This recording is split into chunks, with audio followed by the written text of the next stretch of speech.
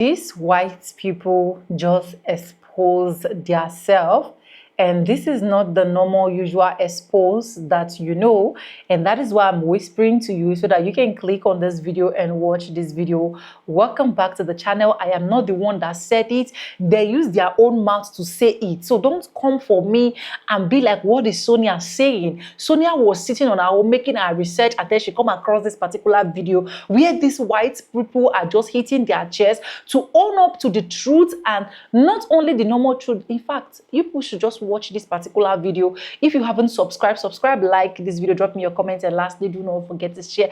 Thank you so much for always coming back to watch my videos. Every videos and clips you see in today's episode, credit belongs to the original creators of this video.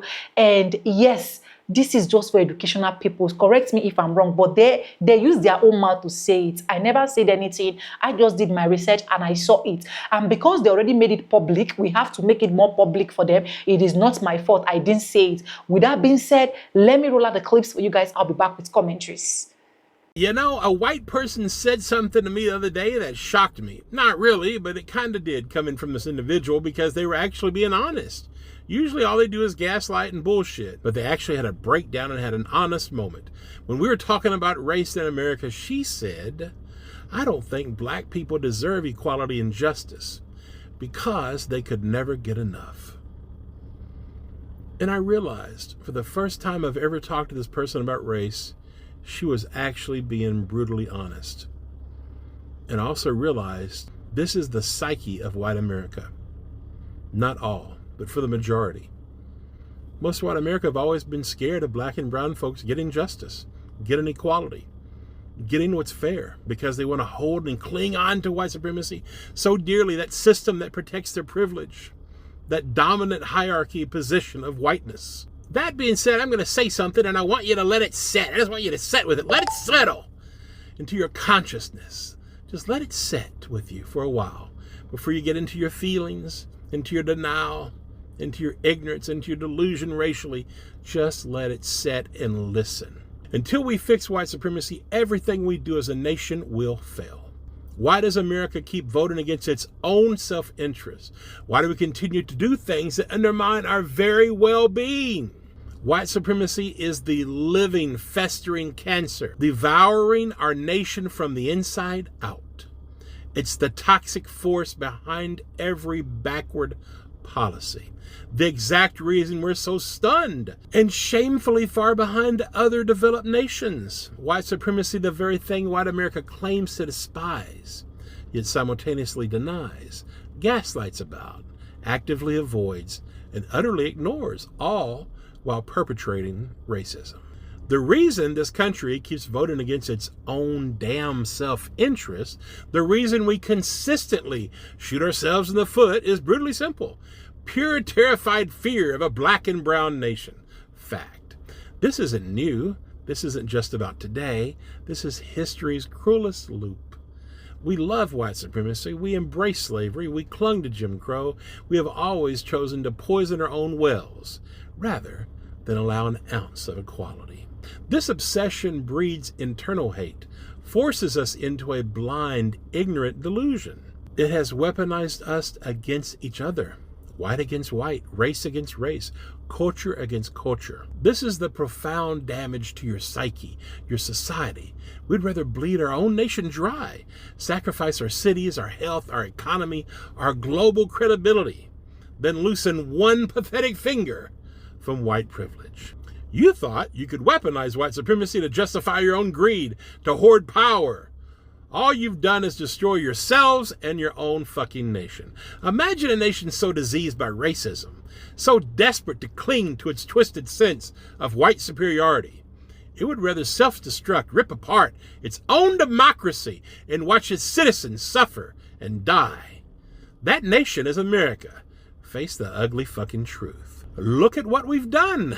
Cutting Medicaid, slashing SNAP, sacrificing the vulnerable for billionaire tax breaks, abandoning humanitarian aid, annihilating our global standing, our very morality, actively suppressing votes, tearing down our democracy, building the world's largest prison system, shattering families, all because of the white man's greatest most pathetic fear that black and brown people might actually be treated fairly.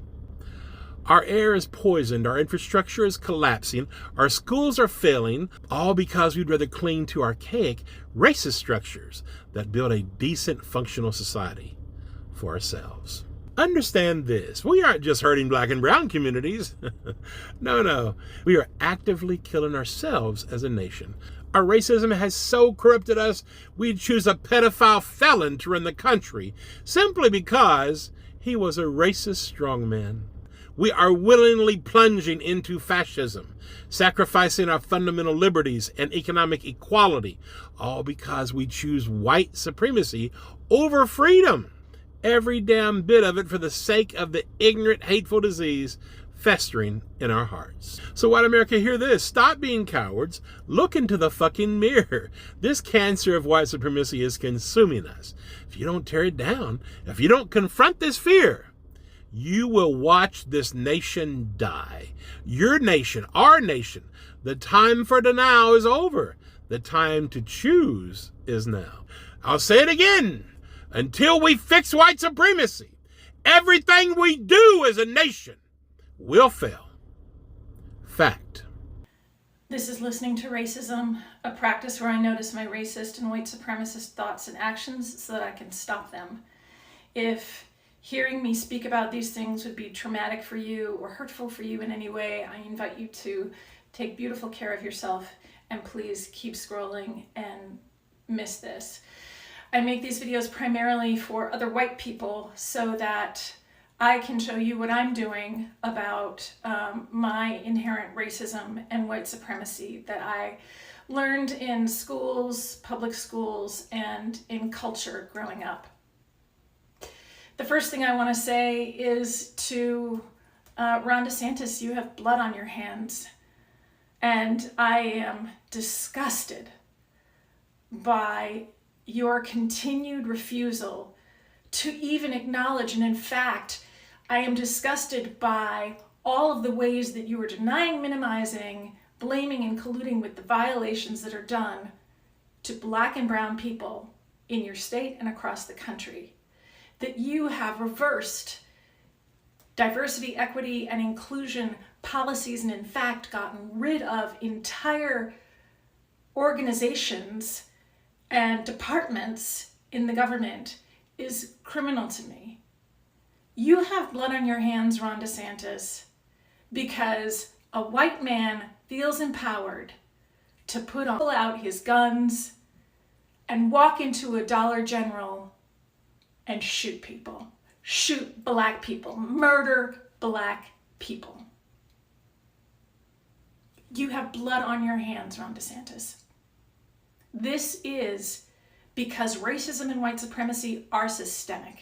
And when you do nothing to stop racism and white supremacy, the systems of racism and white supremacy, in fact, when you deny them, when you minimize their impact, when you blame the people who are most impacted by it, black and brown people, for their own experience of being violated by the state and institutions repeatedly, and then when you collude with others, ask them to say, hey, yeah, I guess there's nothing we can do.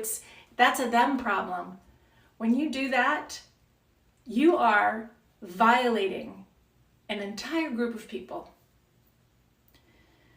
White supremacy and racism tell me that I should not speak about this, that it's not a me problem. It is very much a me problem. It is a me problem because I am a white person. It is a me problem because I believe that hurt people, healed people, heal people, and free people, free people. It is a me problem because I, in my whiteness, am part of the problem. And without regular interrogation of how I fit into the systems that you are benefiting from, Ron DeSantis, without an interrogation of my part in that, I am responsible for violence.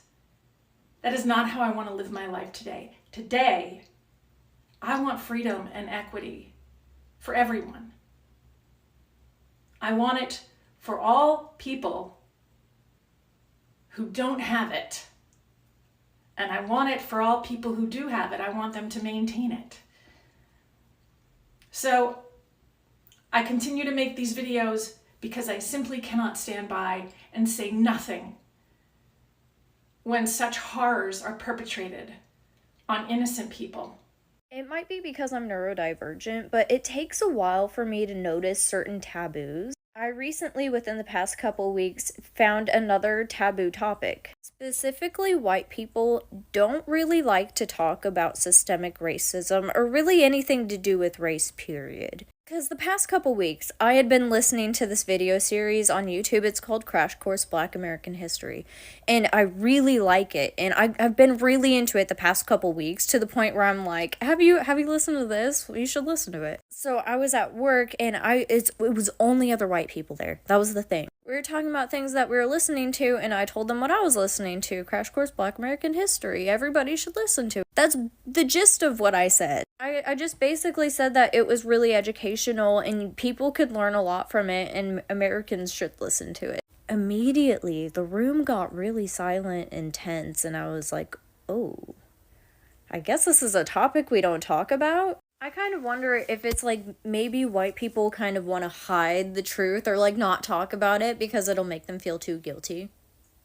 But from my like neurodivergent perspective, I think that these emotions aren't necessarily a bad thing and they should come up when we learn about this stuff. And the whole point is to like educate ourselves and then process whatever emotions come up however they need to in our own little, bubble. And then when we're ready to, we all get back together, every single one of us, and we collaborate and we're like, hey, we never want that to happen again. So how do all of us, take steps forward together and create something better for all of us? I feel like that's kind of like a no-duh way of thinking. And so then I bring up, and I feel like I bring it up in a socially appropriate way where it's just like, yeah, I've been listening to this. But still, like every single time I bring the topic up around white people, they get uncomfortable.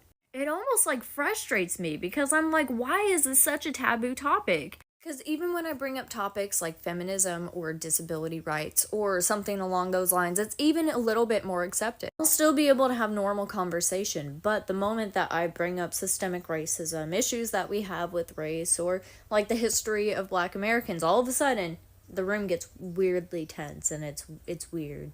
I think we should start having uncomfortable conversations. This is important for like everybody. And I also understand in the example that I brought up, it was at work, but still, like, I've just noticed that as a pattern in general, like, anytime I bring it up, most white people get really uncomfortable. I just think we're ready to move past. But I'm not responsible for the decisions of white people in the past. However, if I ignore the systematic residual leftover oppression and I allow that to continue, now I am responsible. White people love saying, I didn't own a slave. Doesn't matter. What matters is the residual effects of slavery, Jim Crow laws, redlining, gentrification, war on drugs. The residual effects of that have been passed down generation to generation. And if you don't stop that ball from rolling, that's what you're responsible for. It's real fucking easy to say, I didn't do it. I tell my children this all the time. If one of my children pushed down his or her sibling, I will get them all in trouble because I'll say, you know what, you shouldn't have pushed her down, and you over here, you should have went and helped her up, because I don't care if you didn't push her down, but you also didn't help her up. You're just as guilty as the one who pushed her down. Stop telling me what you didn't participate in and start telling me how you are participating and stopping the...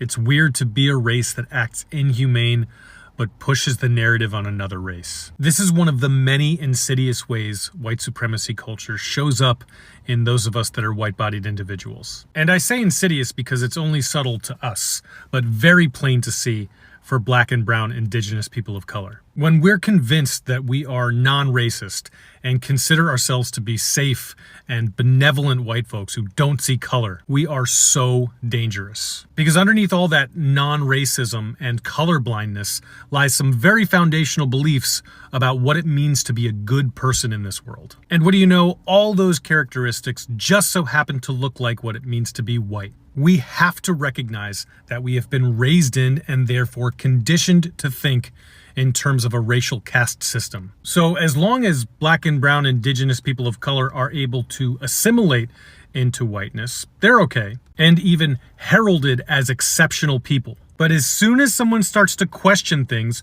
or show that they're not grateful to be an American, we're like, what's the deal? I mean, I know things were bad, but can't we just move on? If you could just get with the program, you'd be accepted just fine. Sure enough, when people don't just get with the program and assimilate into white supremacy culture, they're labeled in all sorts of awful ways that are really just a projection of ourselves. And worst of all, their lives are constantly in danger. So until we do the work of dismantling white supremacy culture within us, no amount of being non-racist will.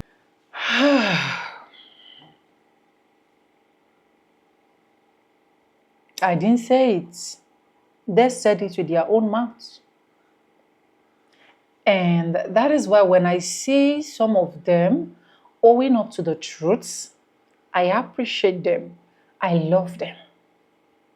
And I keep saying it, right? It is not all white people that are suppressing. Some knows the truth, and because they are owning up to the truth shall set them free. While others knows the truth, but they choose to bury the truth. They choose to bury the truth.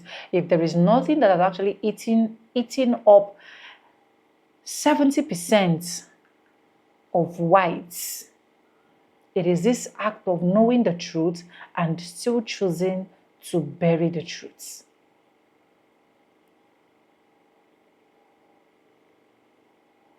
When I saw that video, I was like, wow. Wow. Wow. Go to the comment section and see eagles still flying and still saying what you're saying is not right, it's not correct. You're not supposed to be saying that. Some whites are also saying, thank you for making this more clear. See, if you're a white person and you know the truth, please try your possible best to educate more of your white people.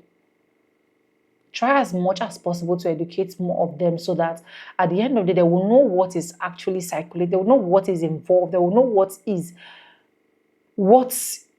is.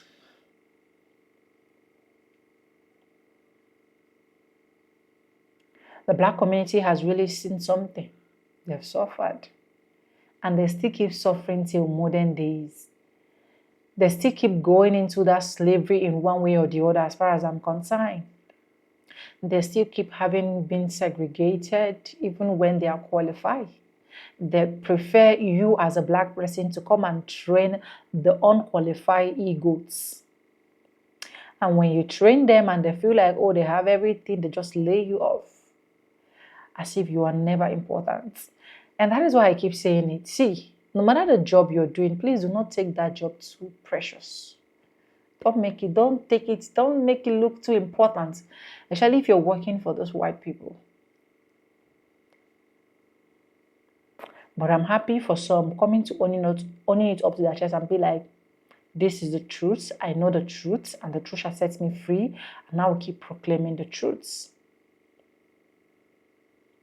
Black Americans, I want you to know this. Never make your voice silent. Don't keep quiet. Keep speaking. Even when it looks like nobody is listening to you, nobody is hearing you, everybody is trying to ignore you, just keep speaking. It will help. It will help. Just keep speaking.